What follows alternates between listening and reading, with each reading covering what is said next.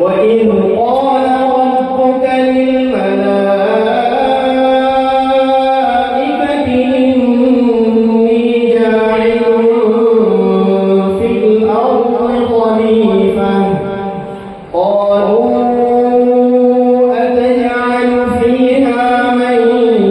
يفسد فيها ويسفك الدماء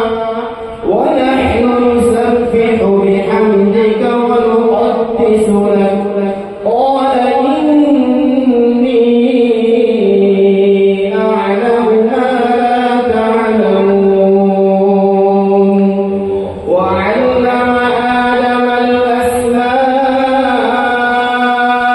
كلها ثم عرضهم على الملائكة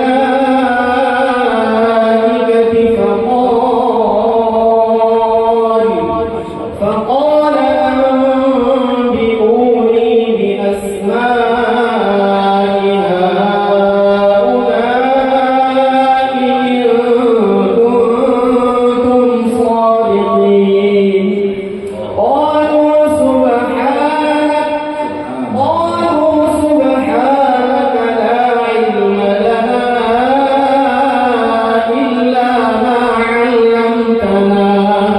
إنك أنت العليم الحكيم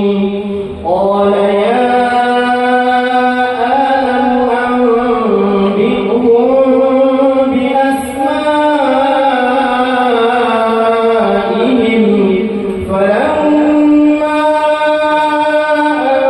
أنبأهم بأسمائهم قال ألم أقل لكم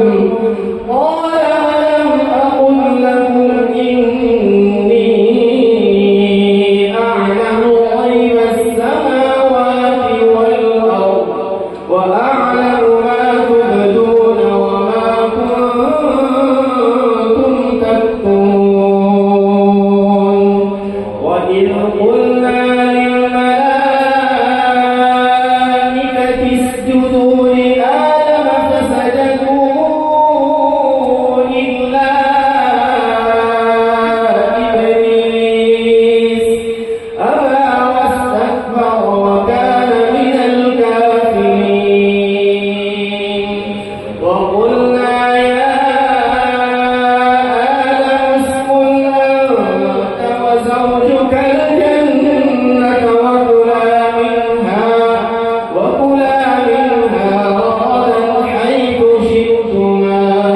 ولا تقربا هذه الشجرة فتكونا من الظالمين فأزلهما الشيطان عنها فأخرجهما مما كانا فيه وقلنا اهبطوا بعضكم لبعض عدو ولكم في الأرض مستقر ومتاع إلى حين فتلقى آدم من ربه كلمات فتاب عليه إنه هو التواب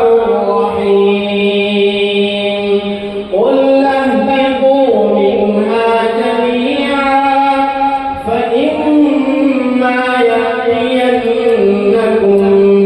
مني هدى فمن تبع هداي فلا خوف عليهم ولا هم يحزنون والذين كفروا وكذبوا بآياتنا أولئك أصحاب النار هم فيها خالدون صدق